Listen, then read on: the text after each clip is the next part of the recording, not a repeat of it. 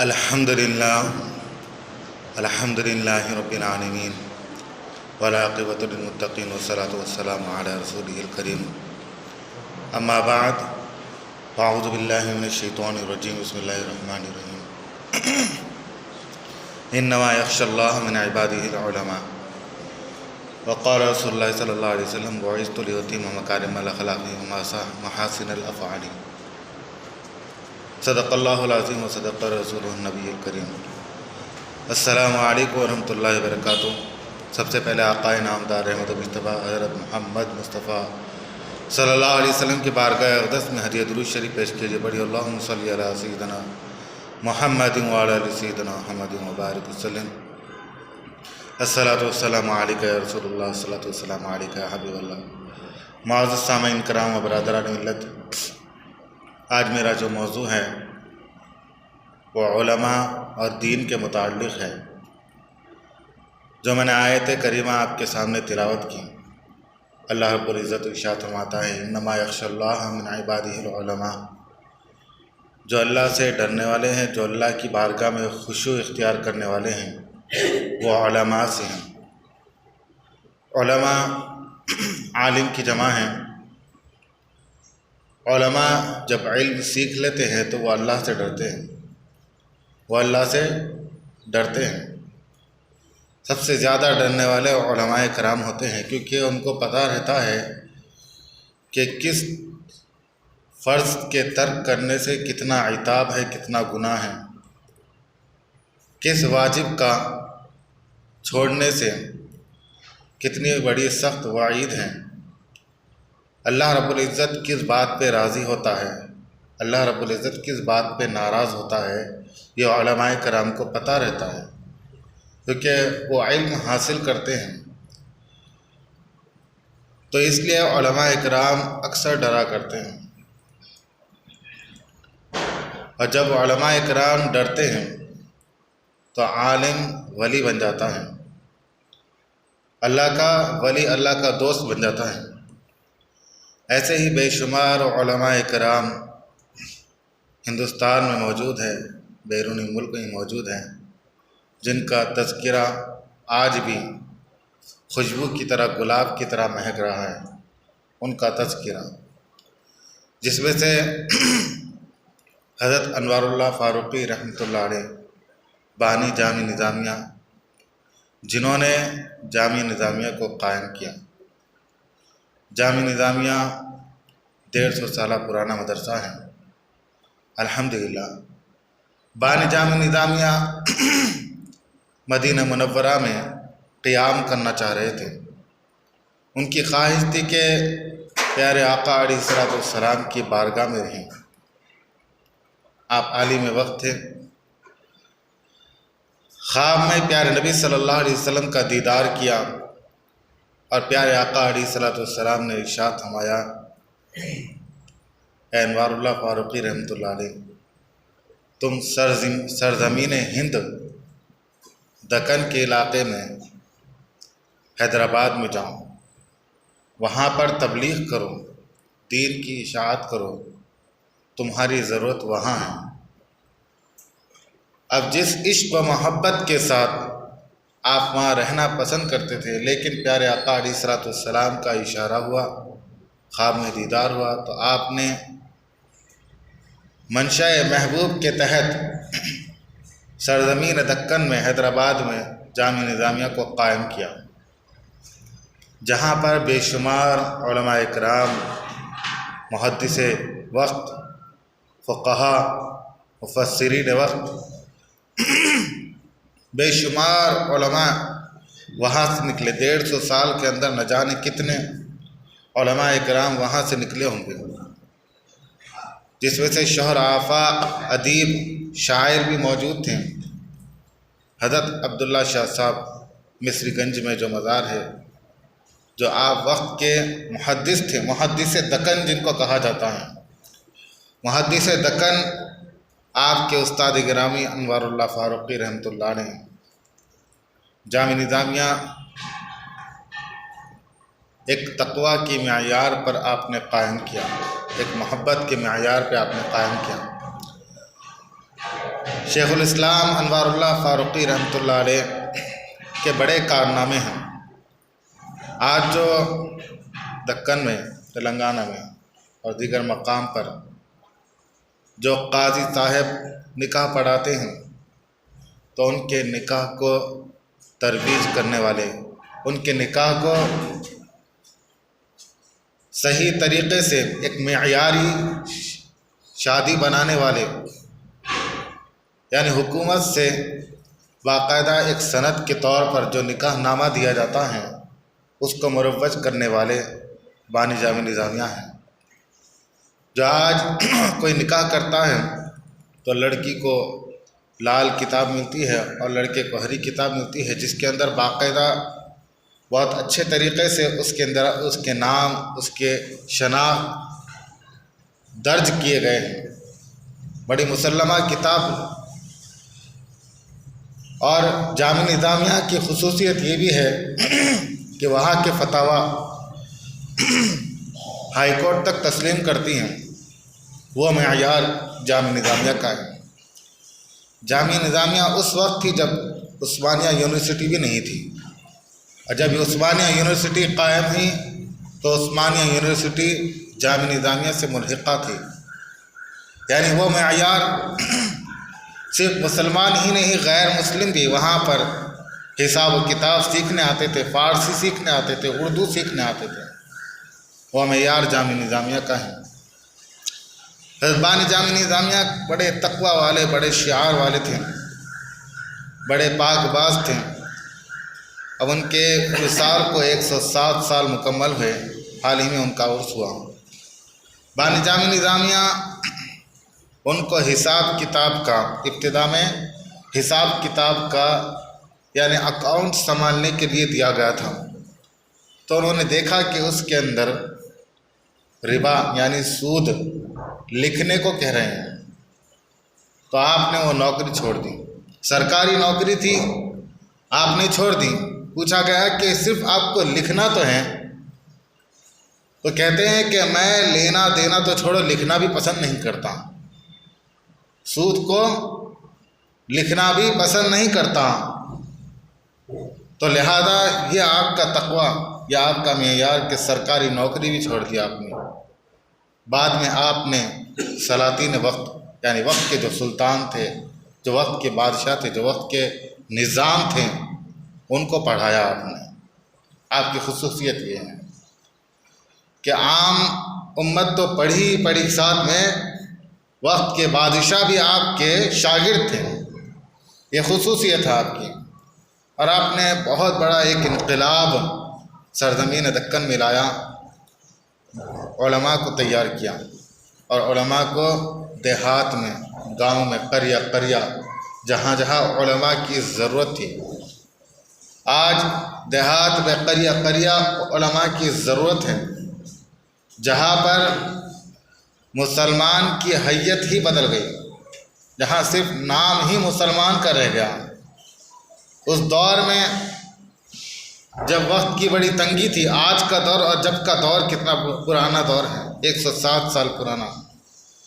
جب بھی کھانے کے لالے پڑے تھے، ہر چیز تھی، لیکن جو علماء حق تھے، جنہوں نے بڑی مشقتوں کے ساتھ دین کو سینچا، دین کی بات یہاں تک لے کر آئے، اور انہوں نے علماء کی تیاری کی اور علماء کو دیہات لے کے جا کر بھیجا، انہوں نے تبلیغ کی۔ بہرکیف آج ہمیں چاہیے کہ ہم علم دین حاصل کریں۔ آج یہ عالم ہے کہ آج دین ہمارے گھر پر دستک دے رہا ہے، اتنا سستا ہو گیا ہے کہ ایک حافظ قرآن کو اگر بلا لیا جائے تو گھر پر آپ کو قرآن تجوید کے ساتھ، مخارج کے ساتھ سکھانے کے لیے تیار ہے، لیکن ہم دنیا طلبی میں مشغول ہیں۔ آج بے شمار علماء اکرام، حفاظان اکرام کثرت سے موجود ہے۔ ایک وقت ایسا تھا کہ 50 سال 30 سال پہلے لوگ تلاش کرتے تھے، ڈھونڈتے تھے کہ ہماری مسجد میں کوئی حافظ قرآن تراویح سنا دے، لیکن آج علماء اور حفاظ کی کثرت موجود ہیں۔ یہ ایسے نگینے ہیں جن کی ہمیں اہمیت سمجھنا چاہیے، ورنہ یہ نگینے چمکنے بند ہو گئے، اگر یہ نگینے دنیا داری کی طرف متوجہ ہو گئے تو یقین مانیں کہ ہمارا جنازہ بھی پڑھانے والا کوئی نہیں ہوگا، ہمارے بچوں کے کان میں اذان دینے والا کوئی نہیں ہوگا، ہمارے بچوں کا عقیقہ پڑھانے والا، بسم اللہ پڑھانے والا کوئی نہیں ہوگا، ذبح کرنے کے لیے بھی کوئی شخص موجود نہ ہوگا اگر ہم علماء کی اہمیت کو نہ سمجھیں، حفاظان کرام کی اہمیت کو نہ سمجھیں۔ ان کی اہمیت کو سمجھو۔ ان کی اہمیت کو کون سمجھتا ہے؟ ان کی اہمیت کو ایسی مخلوق سمجھتی ہے جن کو اس چیز کی ضرورت بھی نہیں ہے، ان کو علم حاصل کرنے کی ضرورت نہیں، ایسی مخلوق بھی ان کی اہمیت کو سمجھتی ہیں۔ علماء کے لیے سمندر کی مچھلیاں تک ان کے لیے حق میں دعا کرتی ہیں، علماء کے لیے سمندر کی مچھلیاں ان کے لیے دعا کرتی ہیں۔ تو آج ہمارا رویہ کیا ہونا چاہیے کہ ہم علماء حق کے حق بارگاہ میں دعا کریں اور ان سے اکتساب علم حاصل کریں، ان سے علم حاصل کریں، ان کی عزت کریں، ان کی توقیر کریں۔ صرف مچھلیاں نہیں بلکہ زمین کے اندر جو رہنے والے کیڑے ہیں وہ بھی ان کے حق میں دعا استغفار کرتے ہیں، ان کے حق میں دعا کرتے ہیں۔ سمندر کی مچھلیاں اور زمین کے اندر کے کیڑے بھی ان کے حق میں دعا کرتے ہیں۔ علماء کرام نے فرمایا وہ اس لیے دعا کرتے ہیں کہ ان کی حیات، یعنی ان کو جو رزق دیا جاتا ہے وہ علماء کے طفیل ہی دیا جاتا ہے۔ تو برادران ملت، ان کی یہ برکت ہے، ان کی اس دنیا میں یہ برکت ہے کہ ایسی مخلوق کو اللہ رب العزت ان کے طفیل میں دعا رزق عطا فرماتا ہے۔ بڑی فضیلت ہے علماء کرام کی، آپ اتنا ہلکے میں مت لیں، کیونکہ 1,24,000 کم و بیش اس دنیا میں انبیاء کرام تشریف لائے، پھر آخری نبی ہمارے نبی حضرت محمد مصطفیٰ صلی اللہ علیہ وسلم تشریف لائے، اور آپ کے بعد کوئی نبی نہیں آئے گا، آپ کے بعد کوئی نبی نہیں آئے گا۔ حضرت عیسیٰ علیہ السلام زمین سے اٹھا لیے گئے، قرب قیامت آپ دنیا میں تشریف لائیں گے، باحیات اٹھا لیے گئے، پھر دوبارہ باحیات دنیا میں تشریف لائیں گے، وہ الگ نوعیت ہے، لیکن پیارے نبی صلی اللہ علیہ وسلم کے بعد کوئی نبی اس دنیا میں تشریف نہیں لائیں گے۔ اسی مناسبت سے پیارے آقا علیہ السلام نے اس امت کے علماء کی اہمیت کو لوگوں کے سامنے بتایا، فرمایا علماء امتی کانبیاء بنی اسرائیل، میری امت کے علماء بنی اسرائیل کی طرح ہیں، بنی اسرائیل کے انبیاء کی طرح ہیں۔ میری امت کے علماء بنی اسرائیل کے انبیاء کی طرح ہیں، انبیاء نہیں کہا، انبیاء کی طرح، یعنی ان کی وہ عظمت ہے کہ جو علم، جو رفعت، جو عظمت، جو روحانیت انبیاء کرام کو ملتی ہے، وہی رفعت، وہی روحانیت اس امت کے علماء کرام کو ملتی ہے۔ علماء امتی کا انبیاء بنی اسرائیل، پیارے نبی صلی اللہ علیہ وسلم نے ارشاد فرمایا میری امت کے علماء کا انبیاء بنی اسرائیل، بنی اسرائیل کے انبیاء کی طرح ہیں۔ سبحان اللہ، کتنا بڑا مقام ہے۔ اور ایک جگہ پیارے آقا علیہ السلام نے ارشاد فرمایا العلماء ورثۃ الانبیاء، العلماء ورثۃ الانبیاء، علماء انبیاء کے وارث ہیں۔ آپ نے کبھی کسی نبی کی جائیداد دیکھی ہے؟ نبی کی کوئی جائیداد نہیں ہوتی، نہ انہوں نے مال جمع کیا ہوا ہے، ان کی کوئی جائیداد نہیں، ان کی کوئی جائیداد نہیں، وہ کبھی جائیداد جمع نہیں کیے، تو ان کی وراثت کیا ہے؟ نبی کی وراثت علم ہے، اور وہ علم کس کے حصے میں آیا؟ علماء کرام کے حصے میں آیا۔ پیارے آقا علیہ الصلوۃ والسلام نے ارشاد فرمایا کہ یہ انبیاء کے وارث ہیں۔ تو آپ مقام دیکھیں کہ علماء امت، پیارے نبی صلی اللہ علیہ وسلم کی امت کے علماء کی کیا حقیقت ہے، اس کو جانیے، اس کی عظمت کو جانیے۔ اگر عالم دین قبرستان سے گزر جائے تو قبرستان سے عذاب اٹھ جائے، یہ عظمت ہے۔ پیارے نبی آقا علیہ الصلوۃ والسلام ارشاد فرماتے ہیں کہ اگر قبرستان سے گزر جائے تو قبرستان سے عذاب ٹل جائے۔ عالم دین کی حقیقت ہے۔ اگر عالم دین علماء حق سے کسی نے مصافحہ کر لے، گویا کہ وہ پیارے نبی صلی اللہ علیہ وسلم سے مصافحہ کر لے، یہ علماء کی حقیقت ہے۔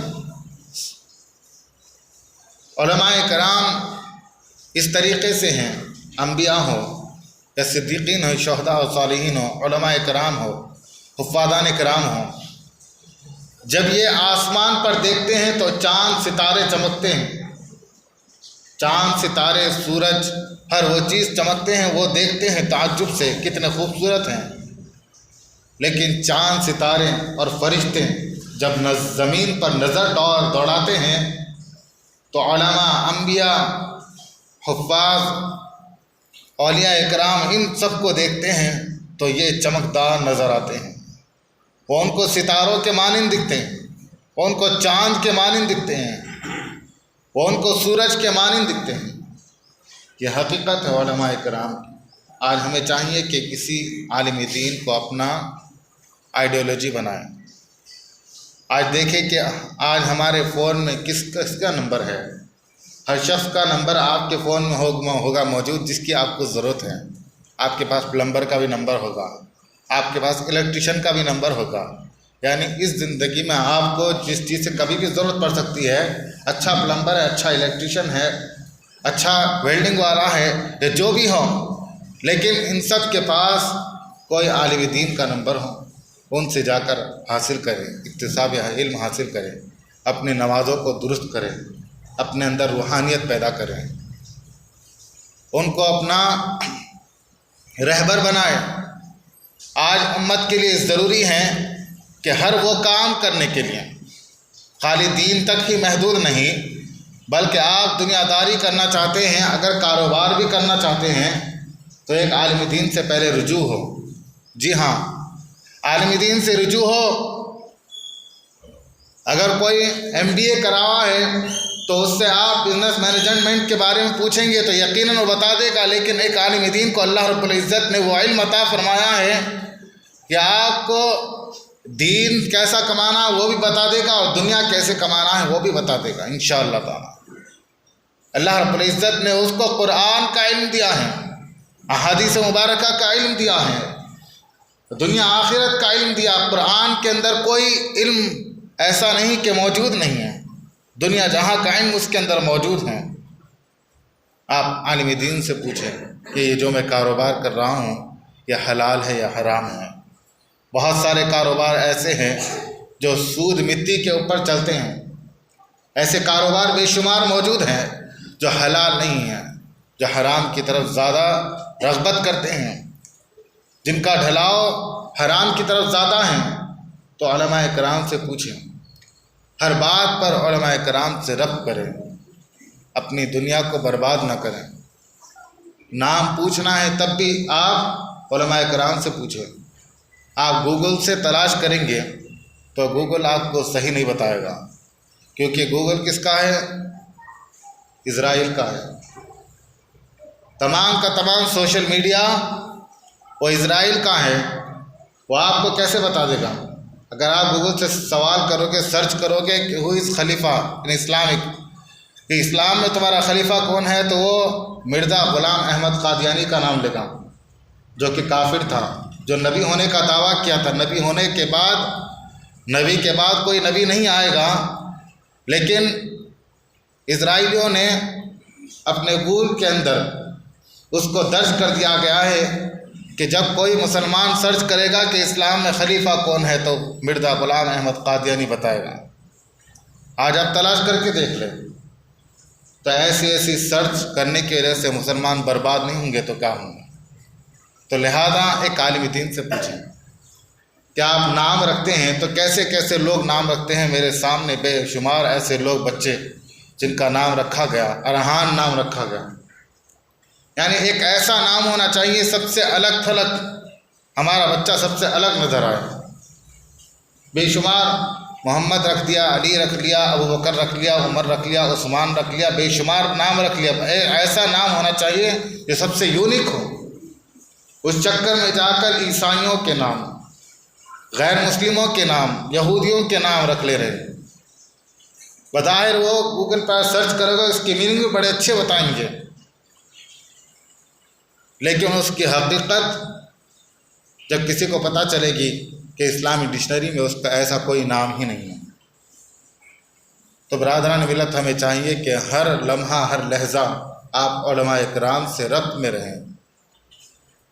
دعا ہے باری تعالیٰ قرآن حدیث پر عمل کرنے کی توفیق عطا فرمائے، سنت نبی پر چلنے کی توفیق عطا فرمائے. سبحانک اللہم و بحمدک استغفرک و اتوب الیک برحمتک یا ارحم الراحمین.